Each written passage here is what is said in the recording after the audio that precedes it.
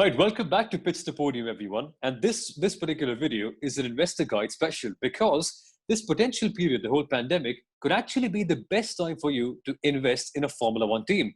With so many teams facing budgetary issues, you can actually grab major stake of a Formula One team for an all-time low cost. To discuss this with me, I've got Kunal Shah.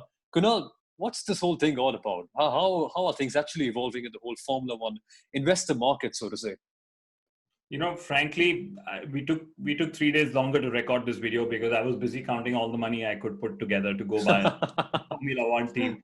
Because in my view, this is actually now the best time to go invest in a Formula One team. So if you have been thinking about it since several weeks, years, months, maybe, open up your wallets and see, because Formula One has, done well to rewrite rules and regulations to bridge the performance and the commercial gaps that exist in the sport between the top three teams and the midfield team. So that's sort of trying to level the playing field, as we call it. And then because of the pandemic, and like you pointed out, Somil, there are three potential teams that could be available for you to go make a purchase into. So we know that out of these three, at least two are legendary former Formula One world champion teams. McLaren and Williams, and I'm sure that if you make Gene Haas a good, you make him an offer he can't refuse, you might even be a co-owner of the Haas F1 team. So lots of options available in today's day and age if you want to enter Formula One as an investor. Well, absolutely, and Haas also a legendary team in its own right, if you've seen Drive to Survive.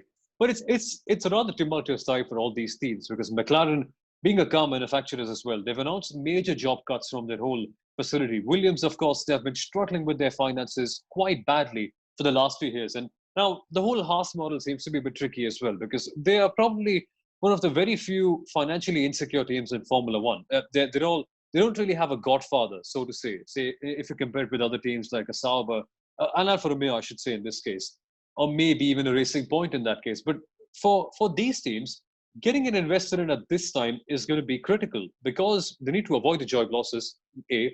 They need to make sure the development goes on, B. And they need to make sure that they have enough money, enough backing to make sure that their teams are well ahead when the new regulations come in.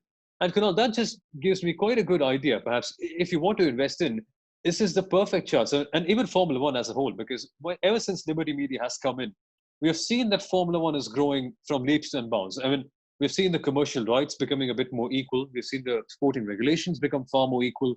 Formula One as a social platform is becoming a lot bigger, and more fans are coming to the sport. So I would say that Formula One is quite a bullish stock to invest in at this stage. Yeah, and Liberty Media has brought in a lot of science to the whole management of Formula One.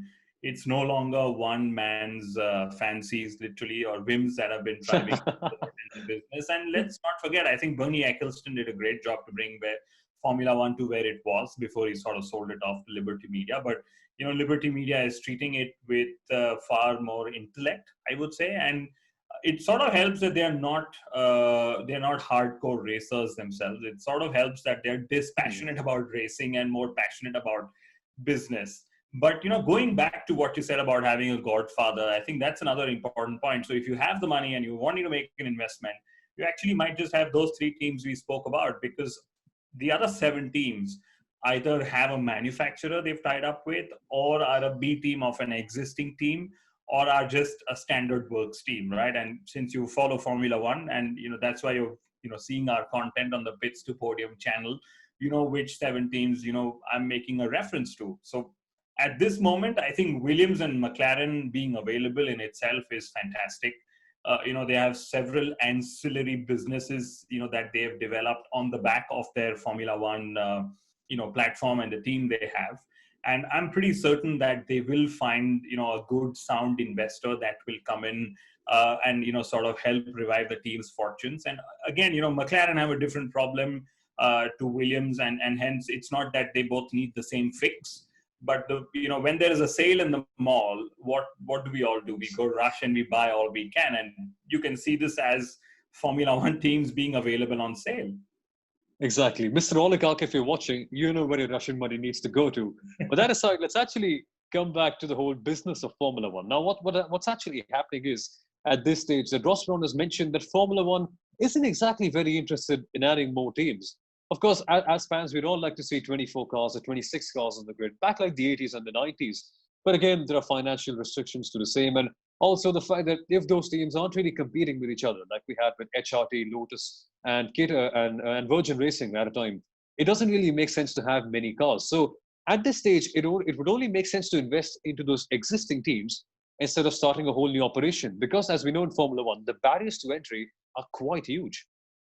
Absolutely. I mean, there is a massive entry cost.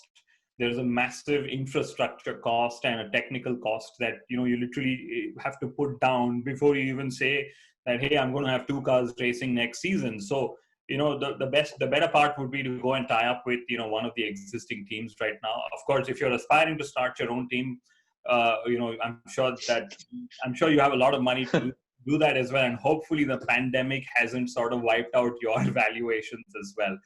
But let's see how it all turns out. I get a feeling Formula One's going to be a better place in the next 6, 8, 12 months. That's what Ross Brawn has said as well. And, it's not just F1. It's probably in life and in business in general.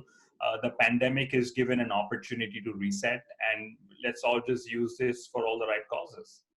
Absolutely. I'm far more confident about the future of Formula One now that we have Liberty Media at the helm. And now that they actually recognize that we may need a philosophical change in the way Formula One operates. And that is quite a good thing. But well, if you enjoyed this video, guys, please feel free to leave a like and maybe even subscribe to the channel and perhaps share it to your billionaire investor friends who can invest in these Formula One teams. And like Bernie Ecclestone's helping Williams, if you end up investing in a Formula One team, thanks to this video, we will send you an invoice for our... Super. Once again, folks, thank you so much for watching and see you at yet another Pitch to Podium video. Bye-bye.